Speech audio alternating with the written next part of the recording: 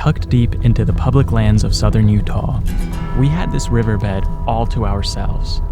We traded in the camper van that we were staying in for this Subaru. Its mission? To bring us back home to the East Coast, the scenic way, and within a sprint of the many national parks that were our targets.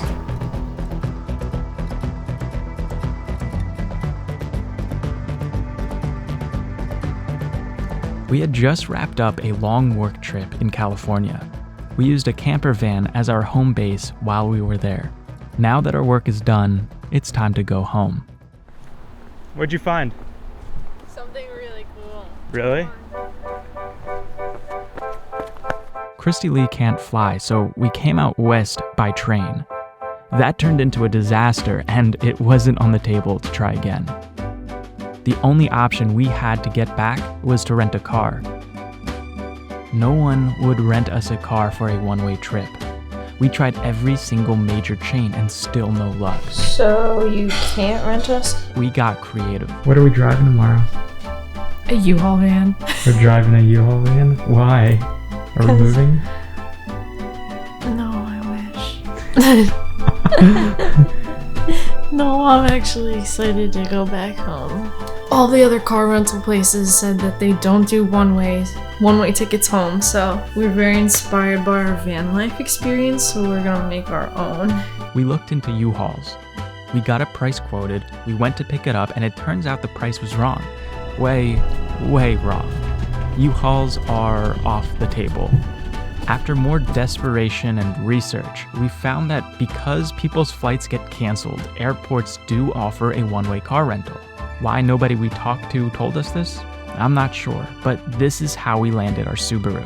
And that Subaru was about to bring us along the most beautiful adventures we could possibly imagine. Our last few days in California held us captive. We were trying to figure out our way home, so as you might imagine, the moment we locked in our ride, we sprinted from Los Angeles to as far east as we could without possibly stopping. Somewhere along the way, we cooled off and we realized that this car now gives us freedom. The stress was over, and we had control. The night before we left, we went to Walmart thinking that we could convert the U-Haul into a camper van to avoid hotels. All right, we're moving from our van into a U-Haul van. Packing it up for the last time. Here we go. When the U-Haul failed, we still had the air mattress, bed sheets, and cooking supplies that we assumed would fit in the Subaru when the seats folded down. So we're at a Walmart parking lot in a Subaru, and this is all our stuff. And we have to make a bed and then figure out where we're gonna sleep, so we're not sleeping in a Walmart parking lot tonight with all the other truckers. That could have been us. No way. Hey, someone took our house. That could have been us. We're too poor to live in a U-Haul. It's too expensive for us. So instead we're living out of a Subaru. That hatchback is half the cost. After our long drive, we knew we'd spend the night in a hotel. But we figured we might as well build out our rig in a parking lot so that we didn't have to do that the next day. It's looking good in here. We could fit an air mattress now. After unpacking the entire trunk to make room for the air mattress, we had to make sure that we had enough power from the car to inflate it. We bought the most powerful inverter that we could and crossed our fingers. By the time we made the bed, we were exhausted. A hotel was in the cards for the night. We wanted to make sure that we had a fresh start and were well rested, because tomorrow would be the first time passing through Zion National Park. Are you feeling well rested? Yes, I'm excited. How was the drive up to Zion? Beautiful. There were so many red mountains, rocky mountains. The path to Zion felt so inviting. We passed road signs that said, "Utah is yours," and "Pull over, sleep anywhere." In all the other states I've been to, I can't say I've experienced that same type of embrace. By the time we got to the gate, there was a line. It was spring, so I can't complain about crowds, but it still took a good half hour to get into the park.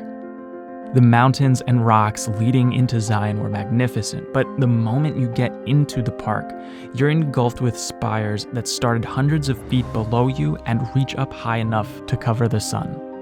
We didn't have time to do Zion the right way, but our little taste of it was just what we needed. Even though we didn't deviate too far from the pull-offs, you could still find yourself in your own magical world away from people. It's that big of a park. What'd you find?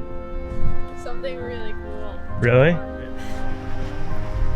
Oh my god. Be really careful. We came across a creek with rushing water. The water was cold from the mountains above, and the mud was a bit too slippery and angled for us to get too deep into the cavern safely. But even this short amount of time by the water painted a stark contrast to what we were going through a day prior.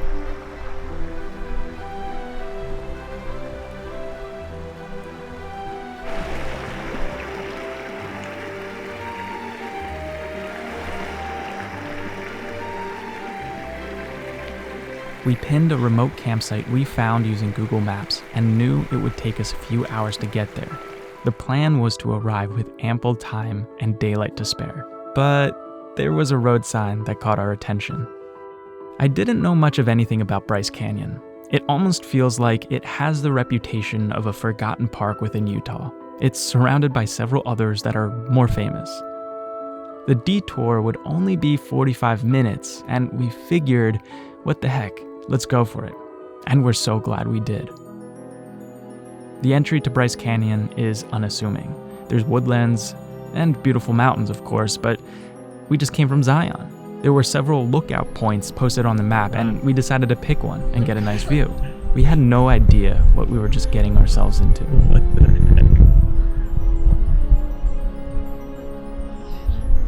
When we came up to the lookout, we saw how stunning it really was. We overheard one tourist saying to his friends, "This is why I love Bryce over the Grand Canyon. That one's just a giant hole." I can't speak to that personally, but Bryce Canyon is a remarkable sight to experience. After our detour, the next few hours marked the longest period I've ever spent driving without seeing a single car. If you're curious, the road was Route 62 in southern Utah. That highway eventually led us to the riverbed. This is our campsite. We're the only ones here. This is on BLM land. And we have it all to ourselves as the sun is going down. And there's a bathroom. The area was in complete isolation. Our car was likely the only one to drive by this campsite on this day in early April. It was a wild 48 hours to get here, but we finally made it. And now we can go home at the pace that we set for ourselves.